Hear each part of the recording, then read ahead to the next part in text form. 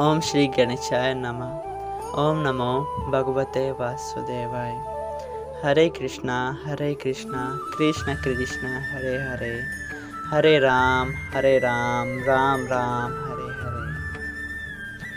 तव्हां सभिनी हरि भक्तन के नमस्ते। ही कथा पाण गुरु कृपा से हासिल करे रहा आहियूं। गुरु गणपति सरस्वती जो दरे ध्यान करियां थो मां भागवत महापुराण जो बयान, जंहिंमें व्यास देव ऐं सुखदेव जी कयो आहे श्री कृष्ण लीला जो गुणगान। अचो त प्यारा ॿाहिरों, अॼु पाण वधीक पंहिंजे कल वारे टॉपिक ते वधीक अॻिते हलूं। कल पाण ॾिठो त हिंदू धर्म में टोटल केतिरा किताब आहिनि। पहिरीं ॾिठो त 4 वेद हुआ, उन खां पोइ ऋषियुनि ऐं मुनियुनि जे ज़रिए 20 सुमृतियूं पैदा कयूं वयूं। 20 सुमृतियुनि खां पोइ 22 उपनिषद ऐं 6 शास्त्र ज़ाहिर कया। 6 शास्त्रनि ऐं 22 उपनिषदनि खां पोइ 18 पुराण ज़ाहिर कया विया। उन खां पोइ पाण ॾिठो हिन दुनिया खे केतिरा साल थी गुज़रिया आहिनि, त ॾिसूं था हिन दुनिया खे 1 अरब 96 करोड़ 8,52,976 साल थी गुज़रिया आहिनि। हाणे पाण वधीक हिन ॻाल्हि ते चर्चा था कयूं त वेद शास्त्र पुराण सुमृतियूं छो ठाही वयूं, उन्हनि जो छा महत्व आहे, उन्हनि जी छा ज़रूरत आहे ऐं वेदनि में छा आहे।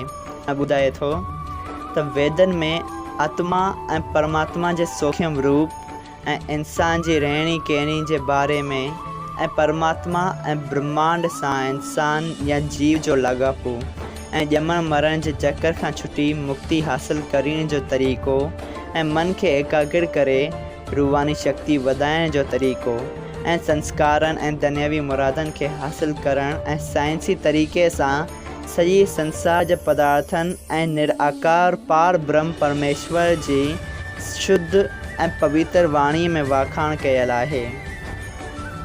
वेदनि में इल्मु, सेहत, बीमारियुनि जी सुञाणप, इलाज ऐं बचाव जा तरीक़ा बि बयानु थियल आहिनि। वेदनि में हथियार ठाहिण, उन्हनि जो इस्तेमालु ऐं जंगी हिकमत अमली बाबति मुकमल ॼाण बि ॾिनल आहे। वेदनि में गिरनि ऐं उन्हनि जो इंसानी, हैवानी ऐं नबाताती शयुनि ते असर ऐं ॾींहुं राति मौसमनि जो थियण ऐं काइनात जी ॿी गुझियुनि बाबति बि मालूमात ॾिनल आहे। वेदनि में राग, रागणियनि, नृत्य कला, नाच, हुनरनि ऐं कारीगरियुनि बाबति ॼाण ॾिनल आहे।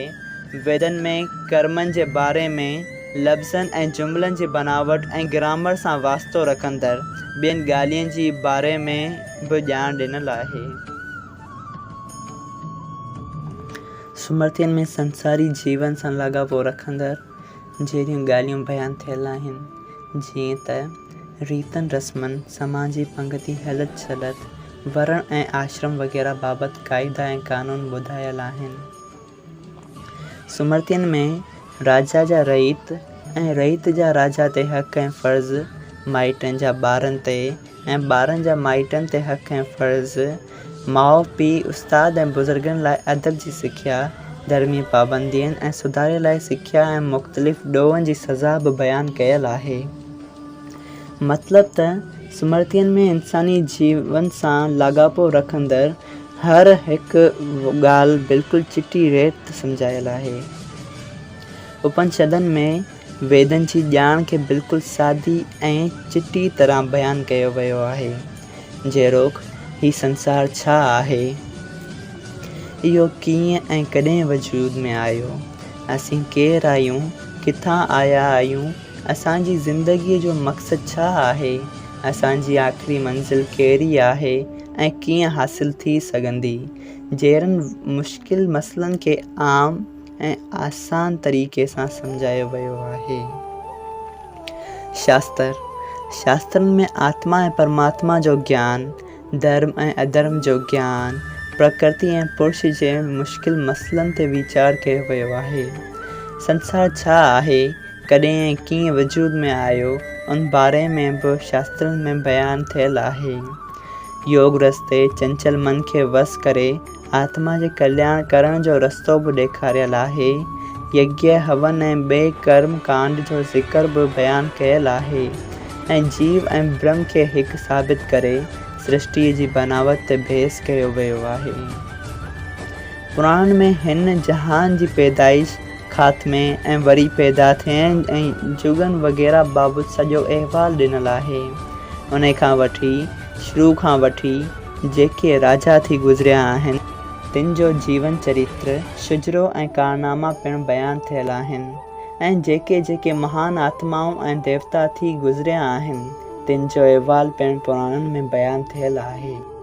मतिलबु त वेदनि, स्मृतियुनि, उपनिषदनि, शास्त्रनि ऐं पुराणनि में सिन सॼी इंसानी ज़िंदगी जे बारे में सभु कुझु ॿुधायल आहे। हीअ दुनिया कीअं ठही, किथां आयासीं, असां केॾांहुं वेंदासीं, असांजो मक़सदु छा आहे, असांखे भॻवान खे कीअं पाइणो आहे, हर हिकु ॻाल्हि जो चिटी रेत बयानु थियल आहे। उन्हनि सभिनी वेदनि, स्मृतियुनि, उपनिषदनि, शास्त्रनि ऐं पुराणनि जो हिकु निचोड़ कढी श्रीमद भागवत महापुराण साहिबु ठाहियो वियो। निचोड़ मतिलबु त मिक्सचर, मतिलबु हुन सभिनी खे मिलाए हिकु पुराण ठाहियो वियो आहे जंहिंखे पाण श्रीमद भागवत महापुराण साहिबु करे चवंदा आहियूं। जंहिंमें पाण हीअ सभु ॻाल्हियूं ॾिसंदासीं जेके अॼु पाण ॾिठियूं त ज़िंदगी छा आहे, आत्मा छा आहे, परमात्मा छा आहे, धर्म छा आहे, अधर्म छा आहे। श्रीमद भागवत महापुराण में सनातन धर्म जे बारे में पूरी ॼाण ॾिनल आहे ऐं हिन धर्म खे सम्झण लाइ, धर्म जे बारे में वधीक मालूमात हासिल करण लाइ हिन धर्म जे सफ़र ते असांजो अॻियां साथ ॾींदा हलो। सभई चओ जय श्री कृष्णा। अगरि तव्हां हरि भक्तनि खे हीअ कथा सुठी लॻी हुजे ऐं हिन मां तव्हांखे लाभ हासिल थियो हुजे त कृपा करे हिन कथा खे वधीक शेयर कयो त ॿियनि हरि भक्तनि खे लाभ हासिल थी सघे ऐं हू बि असां सां जुड़ी सघनि। सभई चओ जय सिया राम।